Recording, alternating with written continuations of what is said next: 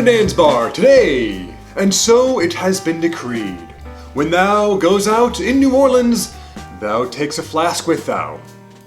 Because apparently the lines are long. I have not been there, but today we are going to be making a New Orleans classic, the Night Tripper. Now this one was designed to be put into a flask on your way out the door so that when you were out, waiting in line, waiting to do things, you had a little bit of something to tide you over. So what we're going to be making is called the Night Tripper, and it's delightful. It's a combination of a bourbon base with a little bit of a Amaro as well as what should be a Italian strega, but instead I'm using Chartreuce because I don't have any, which is totally fine because as always, substitute what you have and it will be delightful either way. So what we're going to do is 2 parts of our bourbon, and I'm using Makers here just because it's a good staple standard bourbon that I use for a lot of cocktails because it's good to have around. It's a solid one. I've talked about this before, I don't need to go into it again. It's fantastic. Yeah. We're then going to do just under 1 ounce of our Amaro. So I'm kind of adjusting this recipe based on some other factors, and it's starting off filling a flask, not filling a drink. So we're just going to kind of play it by ear and see what happens. So a little bit under 1 ounce of Amaro, or a full ounce, depending on how much you happen to pour into the measuring cup. Either way, all good. And then we're just going to do a quarter of an ounce of Chartreuse just to give us that little flavoring.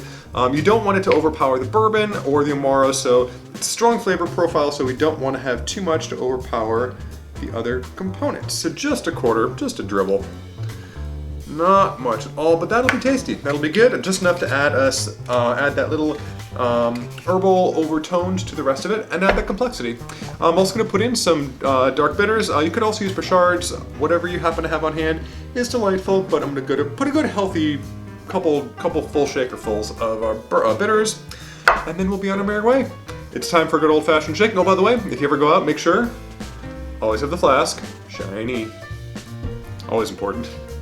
All right, let's shake this puppy up and see how we get.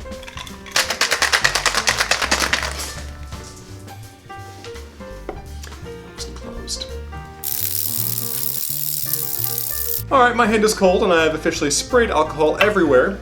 So we're gonna pour this out and begin the cleanup process. Before we do though, let's see how it turned out. And I'm using a very standard, basic, boring glass because when we got a flask, you don't want to stand out, so I figured not standing out would make sense to have with our cocktail too. So what do we got? That's a good, solid bourbon cocktail. Amaro gives it sweetness. The Chartreuse gives it a little bit of herbalness, a little more complexity, and the bitters tamper everything down.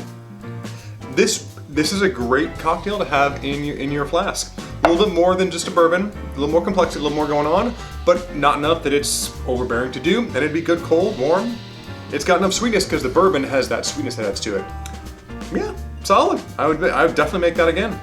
I'm gonna go ahead and get all this cleaned up. Oh crap, it's already sticky.